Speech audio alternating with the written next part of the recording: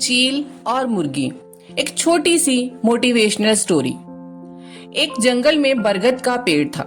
उस पेड़ के ऊपर एक चील घोंसला बनाकर रहती थी, जहाँ उसने अंडे दे रखे थे।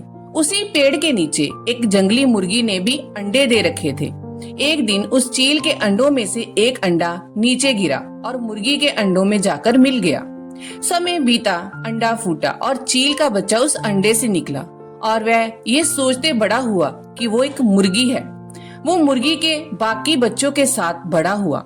वह उन्हीं कामों को करता जिन्हें एक मुर्गी करती। वो मुर्गी की तरह ही कुड़कुड़ाता, जमीन खोदकर दाने चुगता और वो इतना ऊंचा उड़ पाता जितना एक मुर्गी उड़ सकती थी। एक दिन उसने आसमान में एक चील को देखा जो बड़ी शान से उड़ रही थी। उसने अपनी मुर्गी माँ से पूछा कि उस चिड़िया का क्या नाम है जो इतना ऊंचा बड़ी शान से उड़ रही है। मुर्गी ने जवाब दिया, वह एक चील है। फिर चील के बच्चे ने पूछा, माँ मैं इतना ऊंचा क्यों नहीं उड़ पाता? मुर्गी बोली, तुम इतना ऊंचा नहीं उड़ सकते क्योंकि तुम एक मुर्गे हो। उसने मुर्गी की बात मान ली और मुर्गे की तरह सारा जीवन व्यतीत किया और एक दिन मर गया।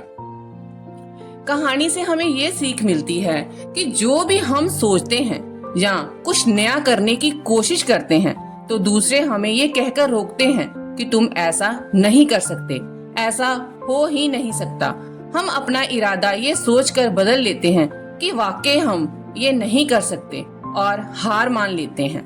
इसका मुख्य कारण है अपने ऊपर भरोसा ना होना, अपनी शक्तियों पर भरोसा ना होना, अपने काम पर भरोसा ना होना। दोस्तों, जो लोग कहते हैं कहने दीजिए, लोगों का काम है कहना। अपने आप पर भरोसा रखें, अपने आप को पहचाने। दोस्तों, अगर जीत निश्चित हो तो कायर भी लड़ जाते हैं। बहादुर वो कहलाते हैं जो हर निश्चित हो फिर भी मैदान नहीं छोड़ते। अपने आप पर भरोसा रखें, अपने आप को पहचाने। दोस्तों, अगर जीत निश्चित हो तो कायर भी लड़ जाते हैं।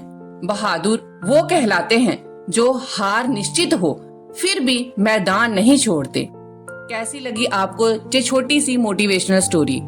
आप कमेंट बॉक्स में बताएं।